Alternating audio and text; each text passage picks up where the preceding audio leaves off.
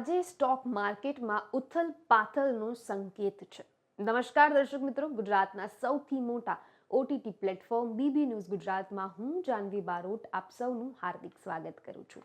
આજે એટલે કે શનિવારના રોજ આમ તો શેર બજાર બંધ રહે છે, પણ 1 ફેબ્રુઆરી શનિવાર કેન્દ્ર સરકારનું બજેટ રજૂ થવાનું હોવાથી શેર બજાર ખુલ્લું રાખવામાં આવશે.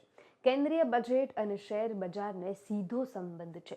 બજેટ રજૂ થયું ત્યારે સવારે 11 વાગ્યાથી શેર બજારમાં ટ્રેન્ડ બદલાતો દેખાય છે. આમ તો બજેટ રજૂ થાય એ પહેલા જ શેર બજારમાં ઘણા દિવસ પહેલાથી જ ઉથલ-પાથલ જોવા મળે છે.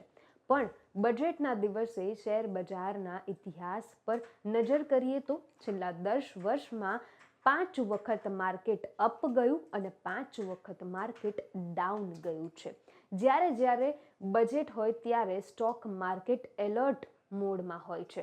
અગાઉ 2 વખત એવું થયું છે કે બજેટ શનિવારે હોય અને તે દિવસે સ્ટોક માર્કેટ ખુલ્લી રહ્યું હોય છે. આ વખતે આવું ત્રીજી વાર થવાનું છે.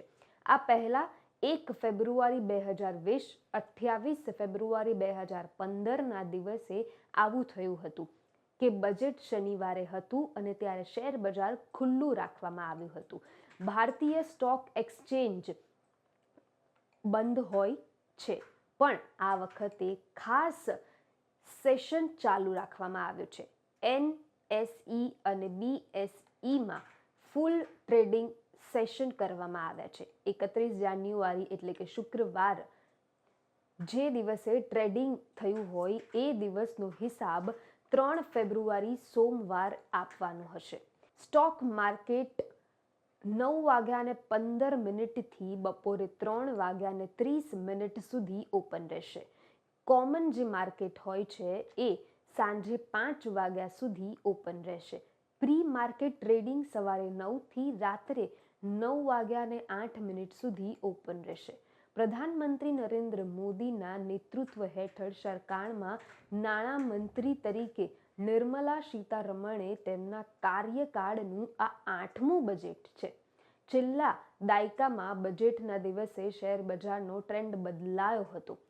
સેન્સેક્સમાં 5 વખત જોરદાર ઉછાળો આવ્યો હતો તો 5 વખત સ્ટોક માર્કેટમાં પડછાડો પણ આવ્યો હતો. 2021ના શેર બજારમાં મહત્તમ 5% વધારો થયો હતો, જ્યારે 2020ના તેમાં 2.43% ઘટાડો હતો, જે બજેટના દિવસે તેનો સૌથી મોટો ઘટાડો જોવા મળ્યો છે.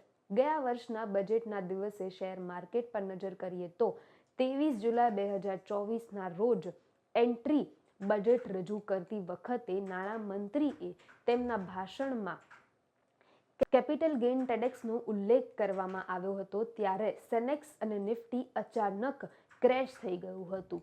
બીએસઈ સેન્સેક્સ 1200 પોઈન્ટ ઘટ્યો હતો, જ્યારે એનએસઈ નિફ્ટી 50 ઇન્ટરેસ્ટ પોઈન્ટ ઘટ્યો હતો. 40 પોઈન્ટથી વધુ ઘટાડો જોવા મળ્યો હતો.